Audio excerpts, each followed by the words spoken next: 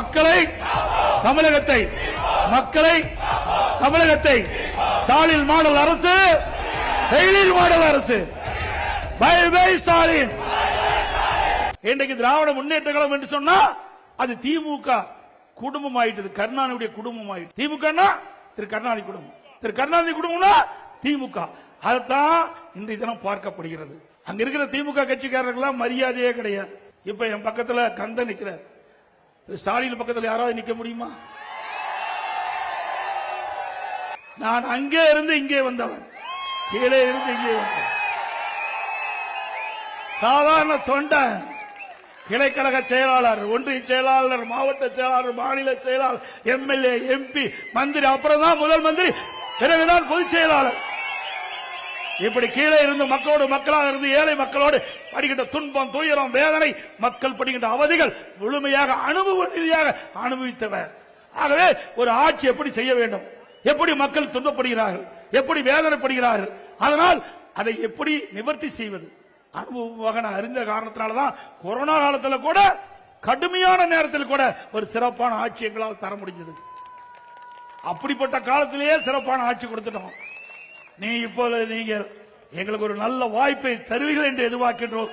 நல்ல வாய்ப்பை தருகின்ற பொழுது இந்த நாடே வியக்கின்ற அளவிற்கு, இந்திய திருநாடு தமிழகத்தை திரும்பி பார்க்கின்ற அளவிற்கு அற்புதமான ஆட்சியை நாங்கள் கொடுப்போம். இன்றைக்கு உழைத்து இந்த நிலைக்கு உயர்ந்திருக்கின்றேன். மக்களுடைய ஆதரவோடு இன்றைக்கு உங்கள் முன் பேசிக் கொண்டிருக்கின்றேன். திரு ஸ்டாலின் அப்படி இல்ல. 1989 திரு ஸ்டாலினும் எம்எல்ஏ, நானும் முதலா எம்எல்ஏ, அவரும் முதலா எம்எல்ஏ தான் நுழைகிறாரு. நானும் முதல்ல 1989ஆம் ஆண்டு மாண்புமிகு புரட்சி தலைவி அம்மா முதலாக தனியாக இயக்கத்தை தோற்றுவித்து சேவல் சின்னத்திலே போட்டியிட்டு வெற்றி பெற்று சட்டமன்றத்திலே நுழைந்தேன். அப்பொழுது திரு ஸ்டாலின் அவர்களும் அப்பொழுதுதான் சட்டமன்றத்துக்கு நுழைகிறார். அவர் வந்த வழி வேறு, நான் வந்த வழி வேறு. அவருடைய அப்பா திமுக தலைவர், முதலமைச்சர், அழகா வெற்றி பெற்று உள்ள வந்தார். இப்படிப்பட்ட சாதாரண நின்றுகிட்டு இருக்கிறவங்க எவ்வளவு கஷ்டப்பட்டு மேல வர முடியும் என்று உங்களுக்கு நன்றாக தெரியும். அப்படி சாதாரண தொண்டனாக இருந்து நான் சட்டமன்ற உறுப்பினராகி பிறகு நாடாளுமன்ற உறுப்பினராக நான் தேர்ந்தெடுக்கப்பட்டேன். பிறகு அமைச்சராகிய மாண்புமிகு அம்மாவுடைய அமைச்சராகி பிறகு அம்மா என்னுடைய பணியை பார்த்து கூடுதலாக 2016ஆம் ஆண்டு நெடுஞ்சாலைத்துறையிலிருந்து பொதுப்பணித்துறையும் எனக்கு கொடுத்து அழகு பார்த்தார்கள். இப்படி படிப்படியாக உயர்ந்தவன் உங்களால் என்பதை இந்த நேரத்தில் தெரிவித்து, கடுமையாக உழைக்கக்கூடியவன், கொரோனா காலத்தையே சந்தித்து விட்டேன். அப்படிப்பட்ட ஒரு இக்கட்டான நிலை இப்பொழுது திமுக ஆட்சியில் இல்ல. ஆனாலும் அவர்களால் ஒரு சிறப்பான ஆட்சி கொடுக்க முடியல.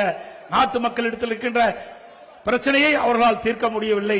ஒரு குடும்பமுடைய ஆட்சி தான் இன்றைக்கு தமிழகத்தில் இருந்து கொடுக்கின்றது.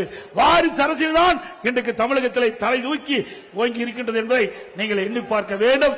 இதற்கெல்லாம் குடும்ப ஆட்சிக்கு முற்றுப்புள்ளி வைக்கின்ற தேர்தல், வாரிசு அரசியலுக்கு முற்றுப்புள்ளி வைக்கின்ற தேர்தல் வைப்பீங்களா? ஒரு சுதந்திரமாக மக்கள் செயல்படக்கூடிய ஒரு நல்ல ஆட்சி தமிழகத்திலே மலர வேண்டும் என்றால் அது தேசிய ஜனநாயக கூட்டணியிலே அங்க வைக்கின்ற அண்ணா திமுக மீண்டும் ஆட்சிக்கு வர வேண்டும்.